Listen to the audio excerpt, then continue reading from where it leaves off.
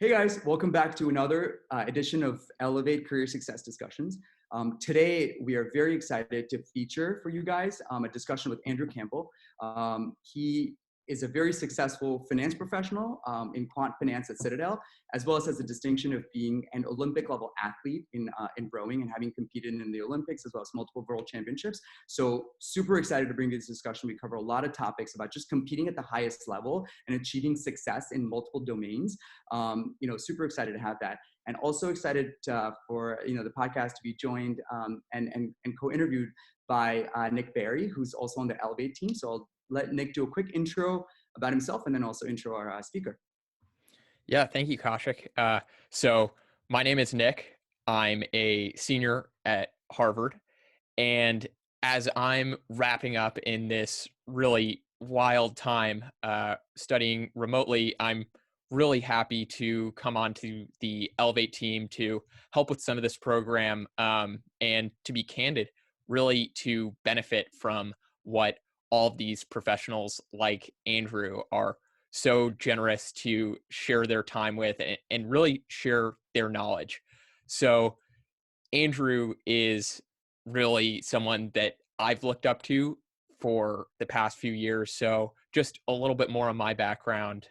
I also was a member of the lightweight crew team at Harvard. So this past year, I was the captain. But for the past few years, I would say outside of my studies, where I'm an econ major, rowing was a huge, huge part of my life. Now that I'm stepping back from that as my time in school comes to an end and I see myself stepping forward into finance, getting the opportunity to hear some of the incredible advice that Andrew has about his own journey, and really some of these skills that he was able to take from a really exceptional and accomplished career as a rower, where he competed in the Olympics. He was the first American double to make it into the A final at the 2016 Olympics in Rio. He's a two-time bronze medalist at the World Championships. He's also the course record holder in the championship single at the Head of the Charles, which is the biggest regatta in the world. So just, at least for me, getting to hear some of his experience and how he thinks that this background as a rower, which is really quite unique, has helped him transition into his career. So without any further ado, let's get into the interview. Yeah. So Andrew, thank you. Do you want to just give us a few quick points on your current role, how you got there, and maybe what you've been up to recently? Sure. I guess maybe it kind of makes sense to give a high level overview of my story from the top. So like Nick mentioned, I graduated from Harvard in 2014. I was a lightweight rower there. And in my high school years and college years, I was very competitive athlete and was kind of more or less focused on rowing as a full-time job outside of school. Like I trained full-time every summer. As an undergrad, I competed on the U.S. national team every summer during college, and pretty much I was on the U.S. national team every year from 2000, some form of the U.S. national team every year from 2009 up through last year, with the exception of 2017, which I took off. And this all kind of culminated with an appearance on the 2016 Olympic team. When I graduated in 2014, I kind of saw that I was in the top group of lightweight scullers in the country, and so decided to commit hard to trying to make an Olympic run happen. I had an unsuccessful run at London 2012. I took a little time off of school to go out for the London team, and I missed it by like that much. And so in 2016, put together like another campaign and found a great partner in this guy, Josh Knesny. We rowed together for 2 years after I graduated. And meanwhile, I started working at this startup quant fund in Boston called Quantopian.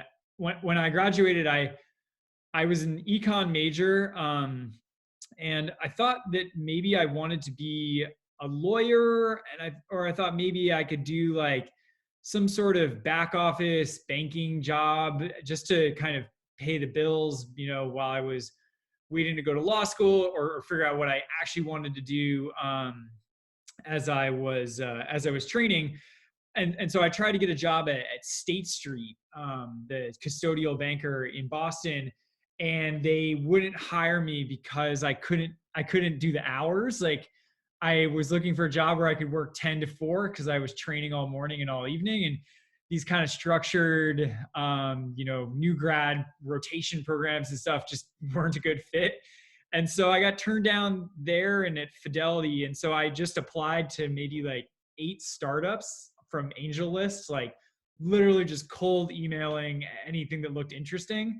And maybe 1 or 2 wrote me back. And among them was this place called Quantopian. And I knew nothing about quant investing. And so I learned enough Python in college to kind of be dangerous. And so I started out as the customer support guy there, and I worked basically just answering support tickets for this platform where people could like in a browser code up a trading algorithm and test it on real data, and then they could like hook it up to their brokerage account and like trade their Robinhood account with this like little like Python scripting tool. And I knew how to code like just well enough to be able to field support tickets. And so I was training twice a day and then just doing customer support at this company. And then like 6 months in, the company kind of was looking at how they were going to monetize this community of users they had built. And the main idea that came forward was to build a crowdsourced hedge fund. So they basically like had about 1 million trading strategies that had been written on the platform, and they would comb through the best ones, looking for the strategies to build the fund from. And I then at the time kind of moved on to be like the most junior guy on a 3-person team that built out the first version of that fund. So I worked then for 1.5 years on kind of building a hedge fund product from the ground up.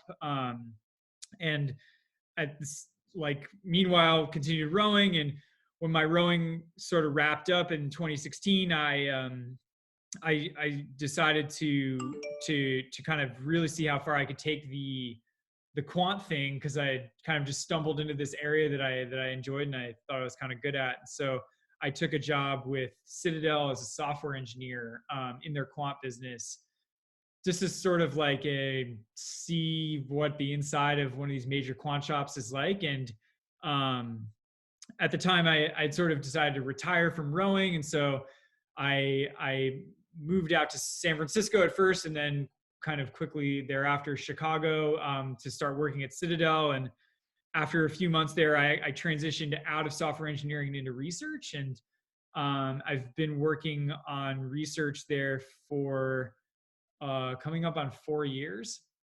And while all this is going on, decided that I wasn't done rowing. And so actually, while I've been at Citadel, I was training for pretty much full time for about 1.5 years, just kind of outside of work. And I raced one summer on the national team as the U.S. men's lightweight single. And then this past summer, I went out for Olympic qualification and raced as the U.S. team in the lightweight double. And sadly missed qualification for Tokyo. So I've formally retired from rowing in this past September, and now I'm just a full-time quant. So a bit of a meandering tale. It's really impressive, right? Because kind of the experiences that you've had on the rowing side as well as on the professional side. I guess one question we'll follow that up with is like, what has attracted you to finance? Like, obviously you kind of maybe, it sounds like accidentally ended up there by the couple of things that you've done, and maybe compare, kind of what's attracted you and then like what's kept you there, kind of what do you think is so, interesting about it, as well as, on the finance side, as well as on the quant side? Yeah, it's funny when I hear my job called finance, because to me I think of it almost more as a tech job.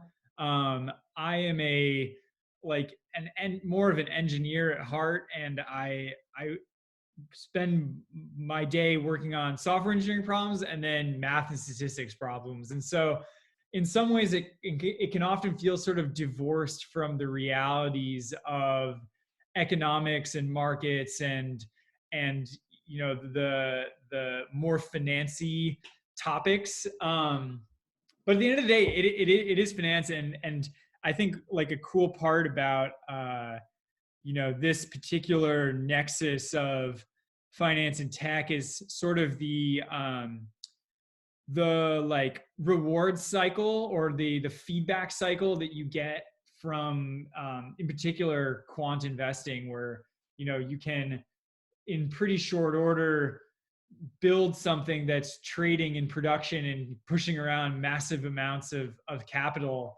And you kind of will often struggle to get that sort of immediate feedback, immediate gratification out of a tech product, where maybe you like are building some feature for an app and you sort of iterate on it, you test it with users, and then eventually it gets rolled out to some user base. You get like some feedback, but it's kind of like a little bit squishy. Whereas in quant, it's sort of like right away you're faced with the value of what you're creating.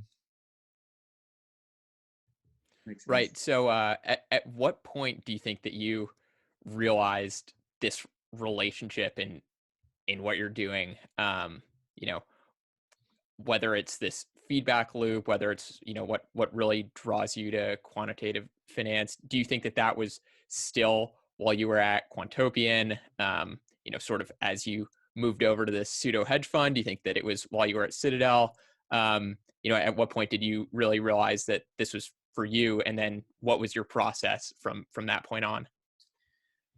I think that early in my career, I realized that working with data fits very well with my, I guess, natural skill set. Like I have I in my first like few months on the job, I remember thinking like a lot of data manipulation and cleaning and sort of the kind of more intuitive stats just really resonated with me, and I honestly found it like fun. Like it was more than just work, and I think that has definitely carried the day for me up until today. Like I feel I have a natural inclination and draw towards this kind of stuff. And then really coming to Citadel was a game changer in the sense that I realized that it is possible to have an edge, to have real alpha. Kind of my whole time at Quantopian, we were like working with these people from the crowd, and it was always kind of unclear to what degree like what we were after was achievable. Like, could you create a statistically significant edge that would just make you money, over time with some degree of certainty? And and I to be honest, like in my time working there, I never really believed it was possible. And then coming to Citadel and kind of getting to see on the inside of like a true juggernaut has really made me feel like, this is something worth striving for. Like it is possible. It's very, very hard, and you have to surround yourself with the absolute best people, absolute best technology to make it happen. But it's kind of cool to play for the Patriots. Well, that's terrific. I think for some of the people in the audience who are a little bit newer to quant, maybe you can help folks kind of explain a little bit, take behind the scenes of like, what does someone in quant finance do, and kind of what are the skills required to be successful in those types of roles? Yeah. So at the very like the very essence of what we do is we are trying to turn data into trades without any real human intervention. So we run these automated trading systems that are they consume like hundreds or thousands of data sets, all these different inputs, and those data sets are getting transformed in various ways, and the end output of a trading system is sort of, you can think of it like one weight, like one portfolio weight per stock per timestamp. And then that that we call like a panel gets consumed by an optimizer that turns it into trades, that tries to go and achieve those weights in the market. So your portfolio reflects these weights, which kind of come from this black box of like hundreds of things mashed together. And so the real work of a quant sort of lies somewhere in that like A to B journey. And so I'd say that most of a quant's effort is really like closer to the data. So you've got some data set that is, maybe you're collecting tweets, and you have to be able to say, okay, I need to map these tweets to a company. What company is this tweet talking about? And you can do that, maybe you say like, I'm going to look for tweets that say hashtag Apple or hashtag iPhone. And you find all those tweets, and you have to figure out, okay, how do I tell if this tweet is saying something like good or bad about iPhones? So you run your sentiment analysis tool, you look for the number of like happy words versus sad words in the tweet. Now you've got some count of happy words and count of sad words. And you need to transform that into some like, we got to eventually make it to this portfolio weight. So there's all this work that then goes into what are the ways we can transform those counts of happy and sad words into some final value that we can then call a portfolio weight. And we might take into account how much the price has changed over the last 10 days, or what people are saying about other similar related companies, or there's all these like nuances and different ways you can kind of transform this basic input into that portfolio weight. So you might then come up with, say, like 100 different transformations that you can use to create this portfolio weight. And then say you've got kind of like 100 of these portfolio weights for Apple, and you've got to find some way to combine those into one final value that you're going to then go and trade. And this part of the process we call like fitting or portfolio construction. And there's this is sort of where maybe some of the more hardcore machine learning stuff comes in. You can imagine there's, for every, like you've got your tweet data set, and then you've got like 5 other different types of data sets. So you're doing similar stuff on, and you've got to combine all those features into one prediction. So then you set up some experiments to say like, what are the best ways I can weight all of these different data sets, or maybe combine them in some nonlinear way to produce this prediction. And then finally, when you have that prediction, there's another step where you're sort of mapping that onto actual positions and trying to tweak your optimizer so that it doesn't trade too aggressively and incur too much transaction costs. You're doing some like post-trade analysis to see like, hey, are we actually able to get in and out of these positions? Is the book too big? Is the book too small? Like, could we be taking more risk? Do we have too much risk allocated in this one area? So that there's kind of, it's just this sort of massive, multifaceted like machine, and a quant will eventually get to touch most parts of this machine. But at any given time, they likely specialize in one specific area of the process, particularly at a big place like a Citadel or a D-SHA or 2 Sigma. Like, there's often a little bit more specialization on each part of the assembly line. At a smaller shop, or there are big shops that kind of take a more siloed approach. A quant will sort of own that whole assembly line and be kind of responsible for the end-to-end product, but whether that work is segmented or not sort of varies by where you are. I always kind of ask our speakers this 3 or 4 reasons why you love working at Citadel. I think it's always helpful to hear from professionals, like, why the kind of particular company they're at, and kind of what attracts you to it so much, the people you work with, and the things that you do. Yeah. So I think first and foremost, the main reason I'm at Citadel is for the peer group in this, because quant is naturally a secretive industry. The money is made in kind of your secret sauce, right? If everybody knew your algorithm, then everyone would go trade it and it wouldn't be worth anything. So there's kind of this baked in like inherent secrecy, which can frustrate a lot of people. I sort of have always just accepted it as given. But what it means is that to really learn, you want to go to somewhere where there's tribe knowledge, where there's this kind of, built over generations, or, people coming in from different experiences and whatnot, building this kind of unique insider knowledge of how to make a portfolio like this operate. You can't read that on the internet. You can't buy a book that really tells you how to run a quant portfolio effectively. There are great books on portfolio theory, and you can read blog posts about different ways of looking at some data, but to get the whole picture of which data sets to know, how to like optimize all those little pieces of the puzzle, you kind of have to go to a good shop. And so Citadel has offered exactly that. It's just like a world-class education in quant.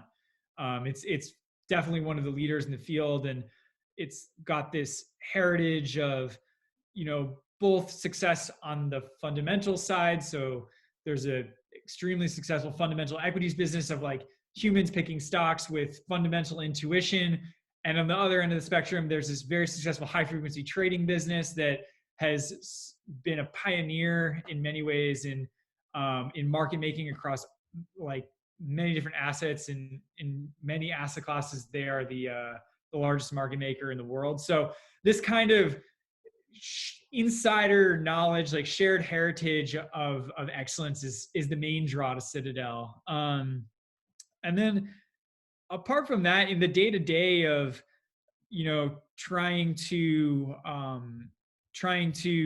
achieve something in the quant space, it's just amazing to have the backing of an established shop like this, and that at newer funds, you sort of live and die by your annual P&L, right? Like 2-3 years of underperformance and you're done. Like it's over. And Citadel definitely holds a super high standard for making money, but there's a little bit more of a willingness to invest in the long term. To the senior leadership is willing to invest in a part of our business that may not be profitable for a year or more, but will eventually, it's that higher hanging fruit that's going to win the day down the road. Kind of having the size and scale to make those bets, to invest in that technology, is another huge draw to go into a shop like Citadel. That's awesome. I think that answer, combined with the prior answer on like the overview of quant, I think hopefully is just so insightful on people thinking about pursuing careers like this, kind of the skills that you need, as well as kind of looking at the different types of things you should value in potential funds or firms that you go into. So I think that was spectacular. Totally. I personally, I think that in the next 5 to 10 years, the advantage to scale that exists in these maybe top 5, maybe top 10 quant funds will only grow. The era of the small startup quant fund is over. It is now all the low-hanging fruit have been picked, and the problems that are being tackled now are the hard ones. Like the edge that's left over is increasingly taking a 30-person engineering department to tackle. So I definitely do think that there's a lot to be said for these kind of mega funds. Great. Yeah, so I guess I'm really interested by this idea of scale, whether it's the secret sauce, whether it's the edge that places like Citadel afford. And, maybe it's just me coming very fresh off this perspective of rowing and not yet being in this finance world. But I guess this whole process seems really similar to the kind of things that, high level athletes, and especially at the level that you train, the elite level, the Olympic level, constantly seeking this edge. And then with each choice that you're making with, what university am I going to compete for? Who is my double partner going to be? Who's my coach going to be? Where are we going to train? Do you feel like, some of the same edge that you're always looking for in the place that you're now working, or whether it's your new teammates, do you feel like a lot of it is similar to the kind of edge you looked for in your training? Definitely. I think that I've actually come to appreciate how similar they are more and more over time. When I first started out in quant, I had this kind of misconception that you would get to $1 billion of P&L with 10 $100 million ideas. That it would be like these kind of just like, you get a handful of these absolute home runs, and that's sort of what you like what these mega funds do, right? They've got like just a couple really big ideas that get them there. And the more and more I've been in on it, the more and more I realize you get to $1 billion of P&L like $5-10 million at a time. It's just this slog of a little bit here, a little bit there. We can do this a little bit better. We can do this a little bit better. Put this idea in, it adds like a little bit, and it's just this kind of steady grind towards something meaningful. And it's totally true with rowing too. And I think that people who haven't done it think that about sport, where it's like, oh yeah, you kind of get to the Olympics because you have like a couple big breaks, or you're able to just like turn it on those workouts, and that's sort of just what puts you over the edge, and you're good on the day. When really it's like, I trained 50 weeks a year from when I was in 7th grade to when I was 27 years old. Like it is just that being so methodical about like how can I be more and more consistent every day is really how you get there. Right. Yeah. No, that makes total sense. And something I think that strikes me especially about what you're doing, where at the end of the day, at the end of the term, at the end of the year, whatever it is, you are looking at some sort of P&L, which sets up this competitive environment. And I know that tons of athletes do cite that as something that strengthens them over time, and ultimately improves on their process as they gain more and more experience. The P&L thing can go both ways, right? Just like it can in rowing, where it's like, yeah, your P&L is tied to how good you are, right? It's how hard you work, and were you methodical on all your choices, and did you put in the effort to really find the best possible way of transforming this data set? But there's also a component of luck, just like there is in sport, right? Like, you were good on the day, you were sick at the IRA. Like there's this very real component of luck that if you're not prepared for it and you're not thinking about it with the right lens, can be enough to drive you out of the game. Like if you're gonna, feel so distraught that you were sick during seat racing, you didn't get a fair crack at it, and you're not gonna get the seat right now, that you're gonna like hang it up, like that's just part of the game, and you got to kind of be ready for all those bad breaks. You got to be ready to like bounce back and be like, no, I know that I'm right. Like I got to stick to my guns here. And it's the same thing in quant. Like you'll have a massive drawdown 1 month for no reason, like just going to happen every once in a while. And I think that there's a lot to be said for the parallel there too, of like the bad days are bad days too.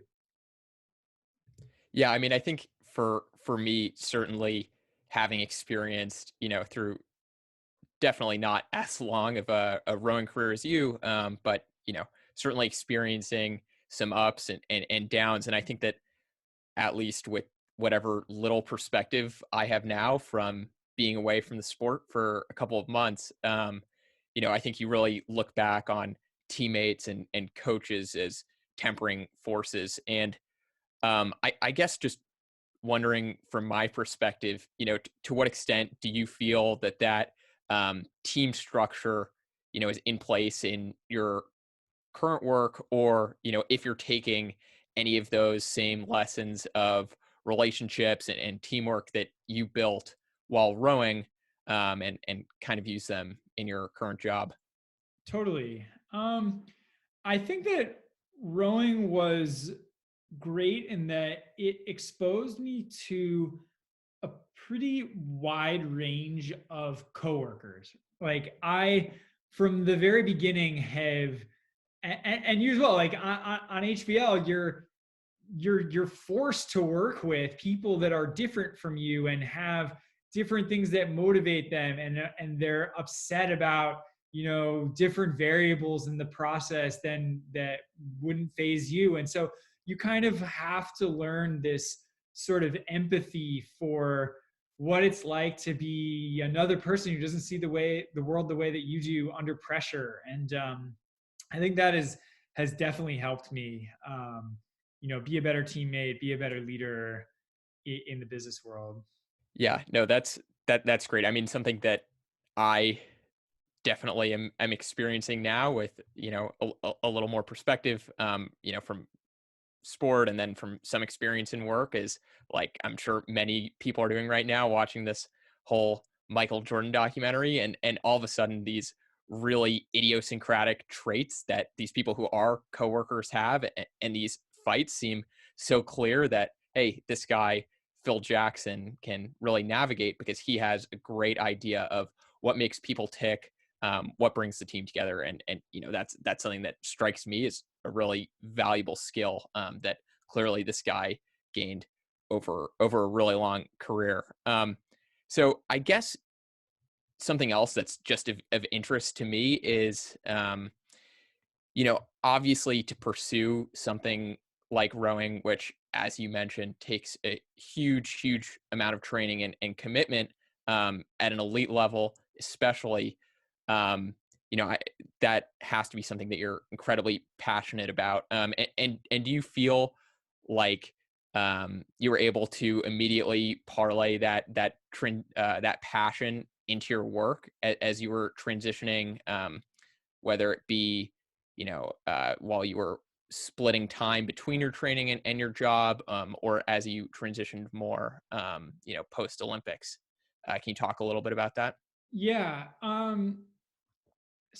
So when at the highest levels of rowing, I don't know if this is true for everybody, but it was true for me. Like to get to the logical conclusion, to get to an Olympics, to be able to make an A final, be a medal contender, you have to row until you don't like rowing anymore. It's taken to such an extreme that I certainly wasn't tough enough to get there and still be like excited about getting back in the boat after the A final in Rio.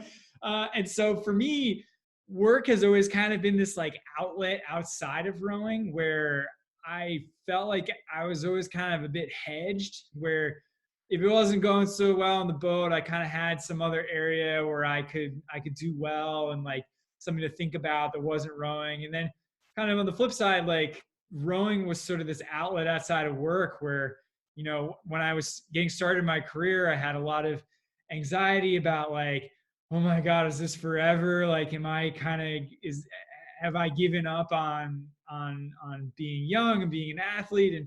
And so being able to continue rowing, for a few years was an amazing experience. So the two complemented each other well.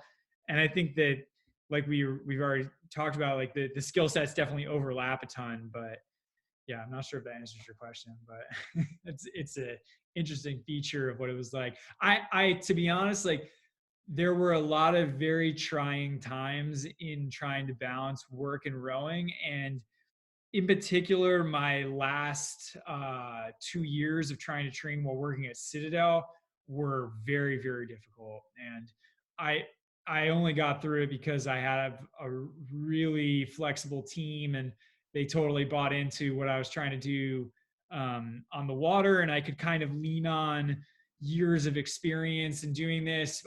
But yeah, it's definitely a stretch. On that in one. my mind, I think of it just like it was all bonus, Right. because I like missing London sucked. I was like really disappointed after that. I thought I was going to make it, and we were literally the last boat in the world to not make the cut for London. I made the US team. We went to the final qualifier to get a wild card spot in the Olympics. They took the top two and we came third. And so I was just like so distraught after that Rio was like a vendetta. It had to happen. And I, once we made that team, we were good. And so the mindset then shifted to, okay, we want to be the first Americans ever to race a medals race in the lightweight double. And so that was like the big goal. And we did it. We came fifth. And so after Rio, I was kind of like, I have checked the box. Like I'll go down as one of the good ones. And like, I don't really need to prove anything to anyone anymore. Like I've proved to myself, like we've taken this as far as it needs to go. And so my last 2 years of rowing, like getting to race a single, and then getting to have another go in the double with a guy who's honestly just been a longtime friend of mine. Nick and I go way back, and like a huge part of that was just kind of getting to row the lineup that never got to be. And so I more think of the last 2 years as a bonus round. I can't be too disappointed. Well, thank you for sharing those experiences. I think it is tremendously inspiring for people to hear, and whether it's, athletes, sports, or whether it's other things that people are really passionate about. I think kind of one of the messages from Andrew is like really pursuing those to a level that makes you kind of happy, and then finding that balance in whatever career that you pursue to kind of find that balance between excelling in the things you like, but also excelling in work, and how to do that. I think that's one of the key takeaways, at least from my end. So super. One thing maybe a little bit more generically, I'd love to ask you kind of some advice, right, for that generation that's coming up, young professionals, be it students. What general advice do you think you have to people who are pursuing these competitive careers in business or finance or technology, maybe broadly, but then also, specifically in the current climate that we're in, with Corona and some of this other stuff? Maybe what's some advice you want to give them, maybe some advice that you've received that has actually made an impact on you? Yeah. I think this is like maybe like weirdly specific, but and I'll say this kind of in a specific way, but you can generalize the idea, is read the code.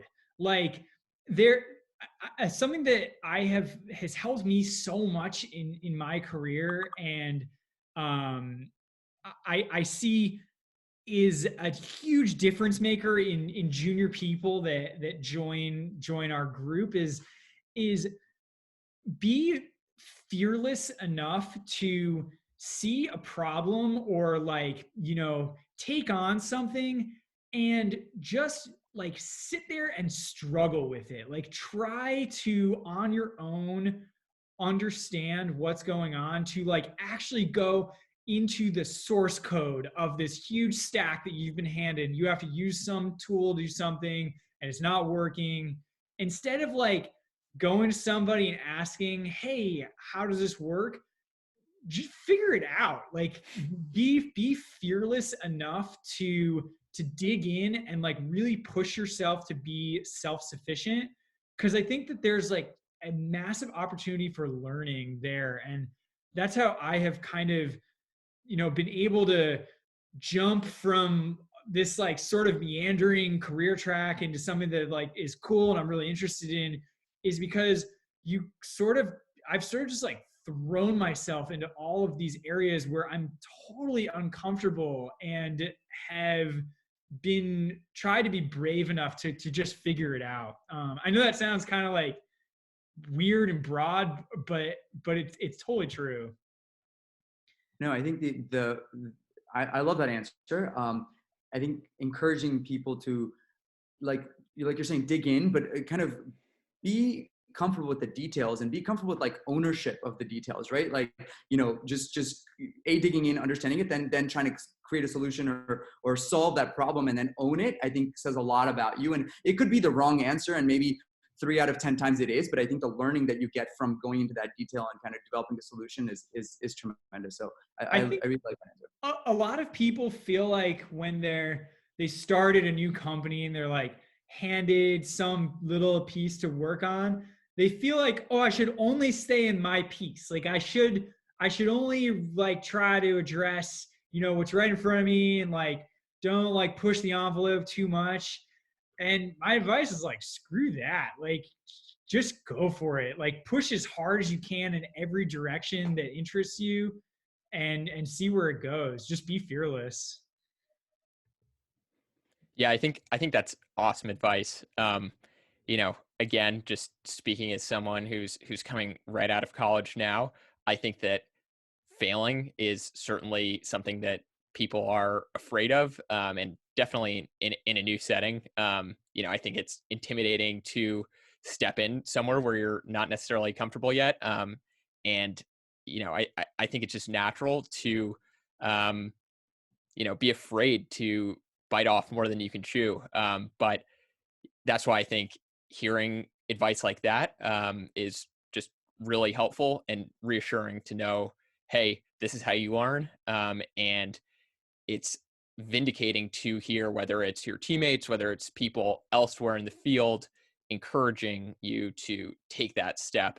And I guess in a similar vein, I think that for all the great career advice that people can dole out, I also think, maybe especially going from one college student to another, I think that people dispense a lot of really bad career advice as well. So like, what's one piece of advice that you received in the abstract that you don't think of as being helpful, or what do you think is one really big misconception that you wish you knew was false before going into the job?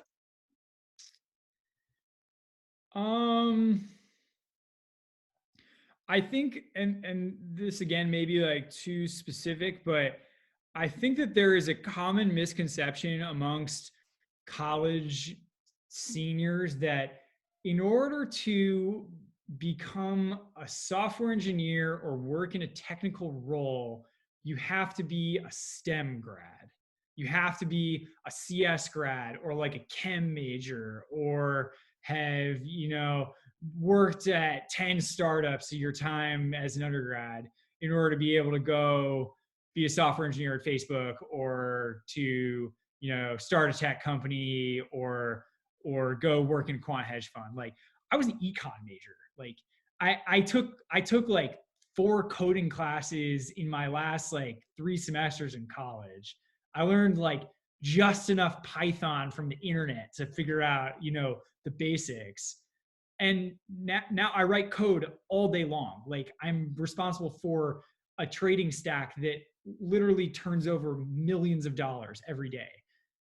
And so I think that real software engineering and real technical skills are learned on the job. They're not learned in CS51. Like that class was great and definitely helped me learn some fundamentals, but honestly, I've learned most of what I know from the internet and then reading other people's code at these companies. So I would encourage anyone who feels like they might have an interest or a knack for these kind of more technical roles to just try to get into something that's like close to it, and then slowly sort of like push and edge your way into it to see if you like it. I think that in my time in school, I was intimidated by engineering as an undertaking. I was kind of like, I don't know, CS, like I'm an athlete, like I'm not gonna have time. The PSATs are so hard.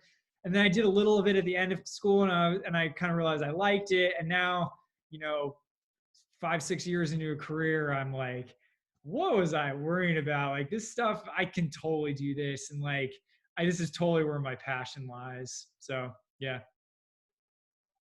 Nice. I like it.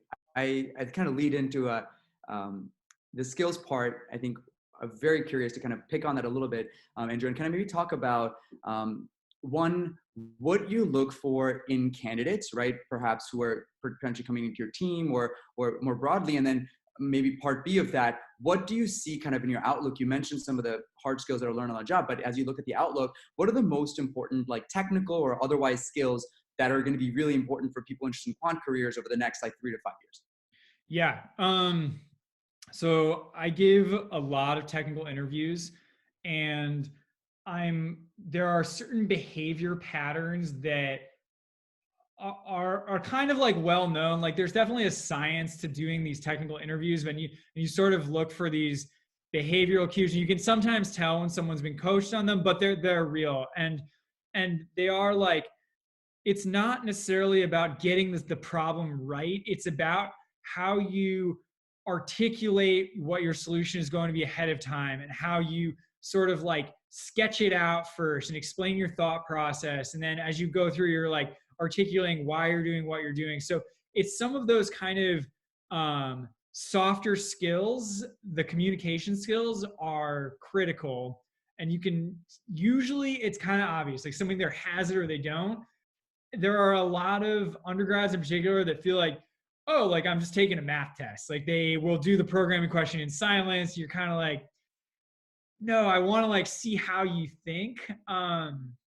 That's a big one. And so I'm often trying to assess sort of like, not, I don't love like the hardcore algorithms questions, because I honestly don't feel like I would do well on a lot of stuff. But what I do like are questions that involve manipulating data. Like, can you think about the right way to store some kind of like messy format, or the right data structure to map to this particular problem? And I also love problems that contain like a little bit of a head fake, where there's maybe like a little bit of misdirection in the problem statement that forces the candidate to ask a good clarifying question. And that is like a really important skill that I think maps very well to success in the workplace. Is like someone who knows how to ask the right clarifying question is a big one. And the final thing is like, I judge people a lot by the questions they ask me. So at the end of the interview, I'll always open it up like, hey, do you have any questions about what we do, what we work on here? Could be anything. And you would be shocked how many people are like, no, I'm good. No questions. And you're like, you have been given like a carte blanche with someone in the industry you want to go into. Even if you think you've heard everything, just ask again. See if this guy knows something different. See if he'll let something slip. Like, why not press a little bit? And so every once in a while you get someone where you could like, I can just tell they're a nerd. Like they nerd out on the same thing that I do. And that comes across in the questions. So I love that. Like if you get someone who's like pushing me to drill into the details of some part of our stack or the way we solve some specific problem, like that to me shows like you're genuinely into this and you're gonna be a good contributor. That's awesome. And then the second part of that, on like skills for that you want people to build over the next 3 to 5 years to be successful in quant. Broadly coding and stats. So I'd say that it kind of depends. So in quant, there's really sort of two main tracks. There's like the QD track, Quant Dev, and then QR, Quant Research. And the two work a ton with each other, and there can be crossover. People sometimes switch. Like I started on QD and I switched to QR. But the tracks are like a little bit different in the skill set they demand. QD is more, you got to know C++. You got to be comfortable with making things run fast. you have to know enough stats to be able to understand what research is talking about and turn that into like a robust trading system. And then QR is a little bit more focused on the stats side of things. So we look for people who have very strong intuition about linear regression, all the different ways that you can regularize the linear regression. What are the common concerns when you're thinking about, constructing a model from very noisy inputs? We look for machine learning backgrounds in a lot of this stuff. We look for people that have worked with data in a professional setting is a big one. We hire a lot of people out of academia.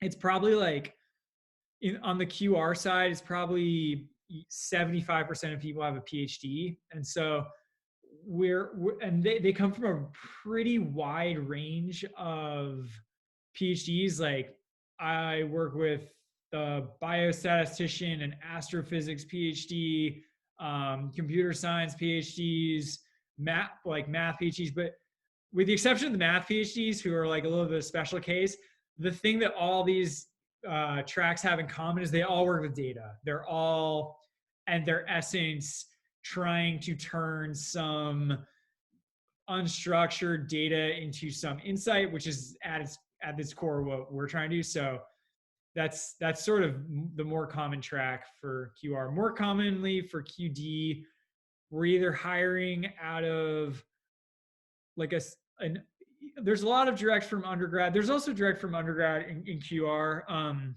but we're also hiring a lot of people directly out of tech. So people coming to us from Facebooks and Googles who are looking for, maybe something a little bit different, but the same kind of attention to high performance compute. Got it.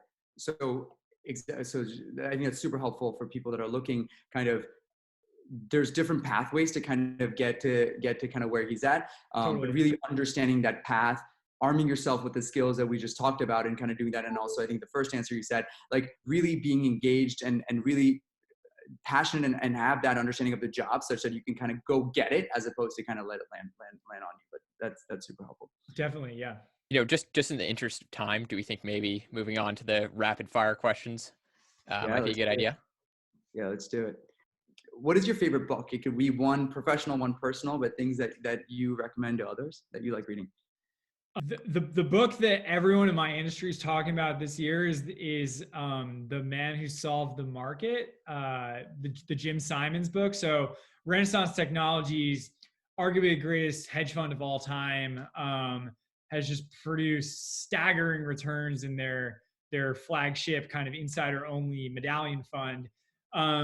Super secretive. No one knows how to do it. Like they've churned out such impressive numbers that people have been accusing them of fraud. Like it's almost unbelievable that they've been so consistent.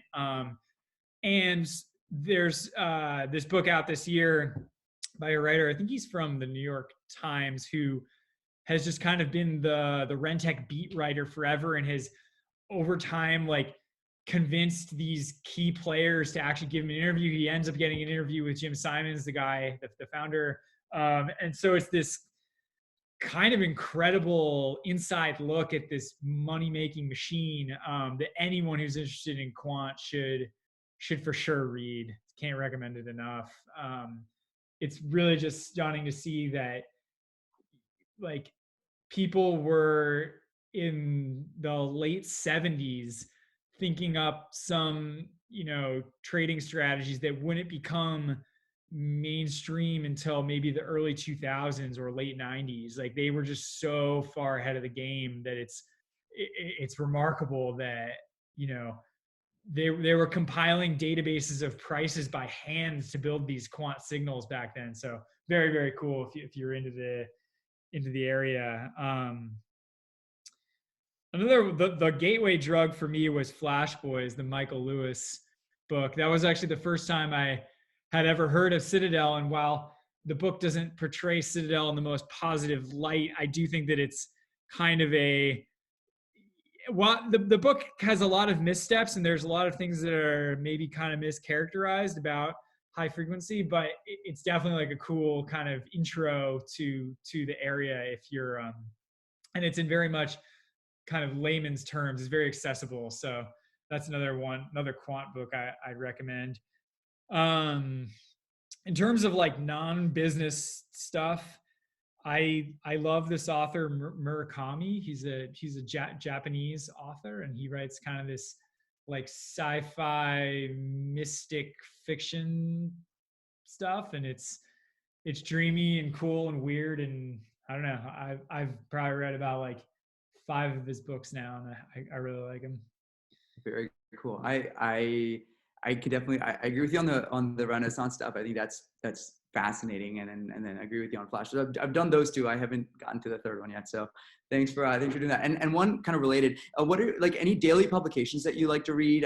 That obviously maybe quant, maybe not, but just things that you like to keep up to date on. Yeah.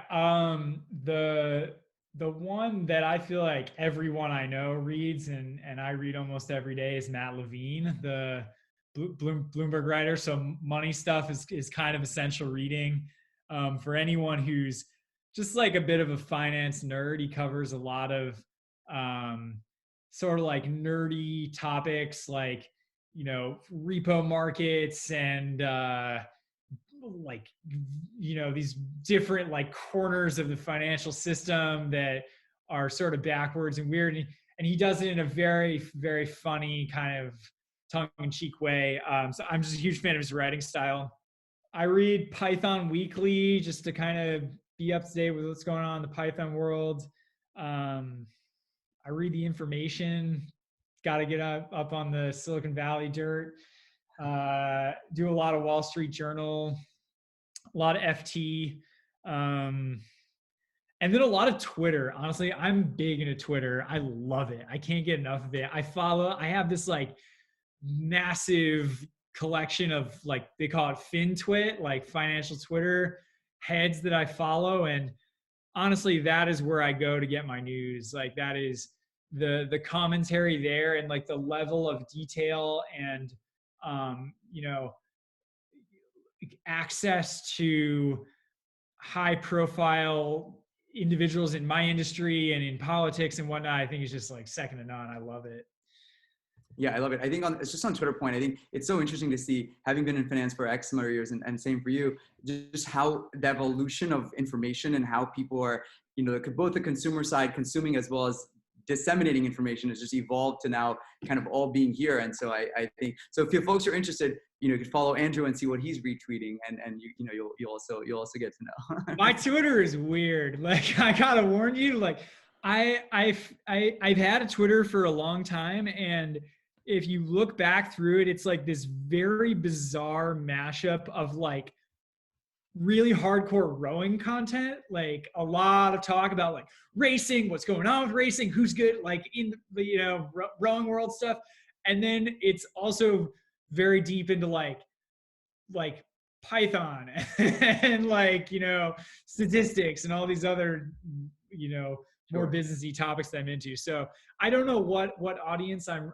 writing for, and I've kind of actually fallen off lately, but yeah, fair warning. Fair enough. We've been warned, but that's cool. So on this same note, kind of for our last question of things that might appear in this weird cross of the rowing and the quant Twitterverse, I just came up with a bit of a fun question to close it out with.